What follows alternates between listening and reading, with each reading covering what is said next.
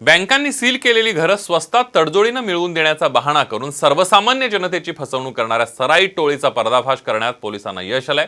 या टोळीनं वसई, विरार, मुंबईसह ठाणे शहरातील शेकडो नागरिकांची फसवणूक केल्याचं उघड झालंय। बघूयात साम टीव्हीचा एक स्पेशल रिपोर्ट।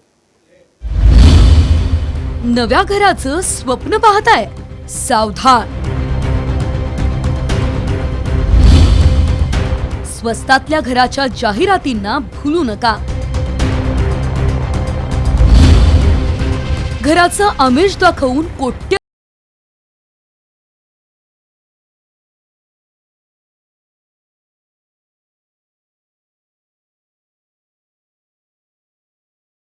असं छानशा नव्या घराचं स्वप्न प्रत्येकाचंच असतं आणि ते स्वप्न आयुष्यात एकदा तरी पूर्ण करण्यासाठी प्रत्येक जण जीवापाड मेहनत करत असतो। पण याच मेहनतीवर डल्ला मारणाऱ्या टोळीचा आता पर्दाफाश झालाय। मुंबई, ठाण्यासह वसई, विरारमध्ये घर घेऊ पाहणाऱ्या तब्बल 157 जणांची फसवणूक करण्यात आली आहे। लोकांच्या कष्टाचे 3,75,00,000 रुपये या टोळीने लुबाडलेत। विरार पश्चिम मध्ये बिल्डर्स विनर्स या नावाची बोगस कंपनी स्थापन करून 44 जणांची 80 लाख रुपयांची फसवणूक करण्यात आली आहे।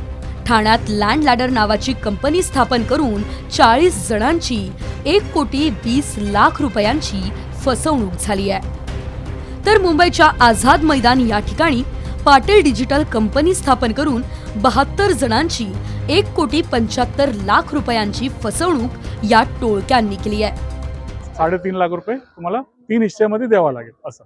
आम्ही बोललो ठीक आहे देतो आम्ही, पण आम्हाला डॉक्युमेंट्स त्यांनी ते एग्रीमेंट सगळं फेक बनवले, एग्रीमेंट आणि पावती वगैरे बनवून दिले, सगळं बनवून दिले।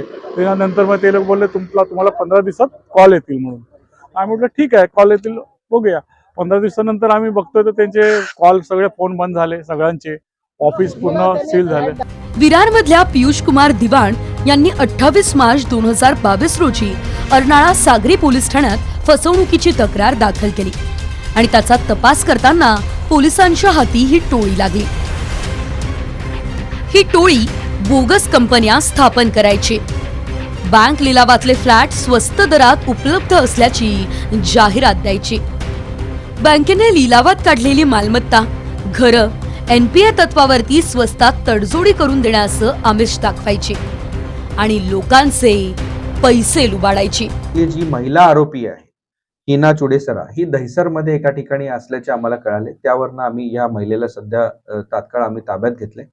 महिलेला ताब्यात घेतल्यानंतर इंट्रोगेशन मध्ये आम्हाला कळाले की बाकीचे तिच्यासोबतचे 3 साथीदार आहेत। एकदा एके ठिकाणी गंडा घातल्यानंतर नाव बदलून दुसऱ्या ठिकाणी ही टोळी पुन्हा नव्यानं सक्रिय व्हायची। त्यातले 2 जण पेशानं वकील आहेत। सर्वसामान्यांच्या घरांच्या स्वप्नांचा असा चक्काचूर करणारी टोळी आता जेरबंद झाली आहे खरी, पण अशा आणखीही टोळ्या असू शकतात। त्यामुळे स्वस्तातल्या घराच्या जाहिरातींना भुलून आपल्या कष्टाचा पैसा गमावू नका। चेतन इंगळे, साम टीव्ही न्यूज, वसई।